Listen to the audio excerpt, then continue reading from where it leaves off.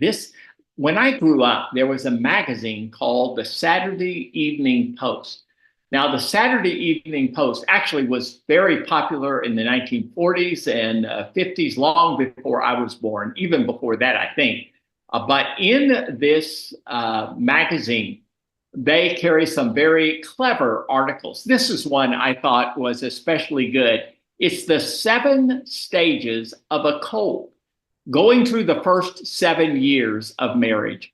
So listen to kind of what goes on here. Oh, my sweetie and sugar, I'm worried about my baby girl. You've got a bad cold, and there's no telling about these things with all this bad weather. I'm putting you in the hospital this afternoon to make sure that you're okay and have a good rest. I know the food's bad, but I'll cook the meals and bring them to you myself. I've already got it arranged with the doctor. Now, this is year 1. You can tell they're still a little on the honeymoon. Year 2. Listen, darling, I don't like the sound of that cough. And I've called the doctor to to rush over here. Now, you go to bed like a good girl, please. Just for Papa, you can tell a little movement down. Year 3. Maybe you'd better lie down, honey. Nothing like a little rest when you're feeling sick. I'll bring you something to eat. Have you got any soup? Year 4. Look, dear, be sensible. After you've fed the kids and got the dishes washed, you'd better go to bed. You could tell things are headed down. Year 5. Why don't you get yourself some medicine? Year 6. If you just gargle or something instead of sitting around barking like a dog. Ooh. Year 7. What is wrong with you? Stop sneezing. What are you trying to do? Get me sick? Again, you see this kind of slow leak. I think this is common in marriages. It's usually not a blowout. It's usually a slow leak.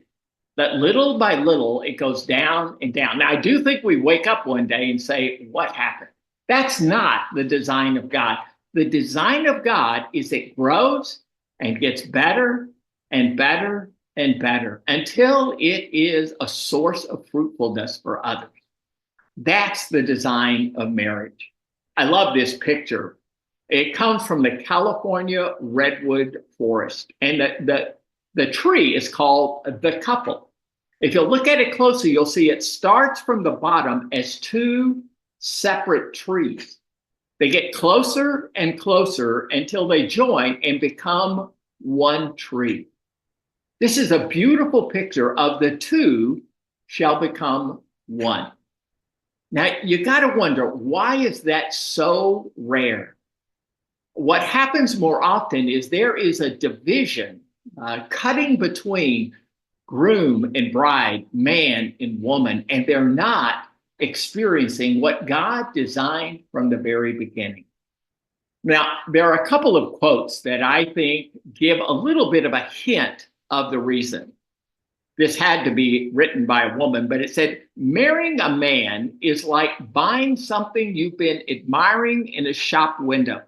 You may love it in the store, but when you get it home, it doesn't always go with everything else in the house.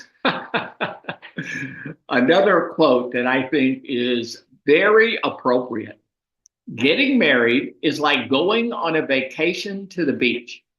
You get on the plane, but much to your surprise, instead of landing near the beach with sunshine, oceans, and beaches, you land in the mountains with snow, skiing, and beautiful trees. Now, you can still have a good time, but you're going to have to change your plans and expectations. I don't think there's a couple that's been married more than a week who doesn't realize there are some wrong expectations. Things are going to have to adjust and change.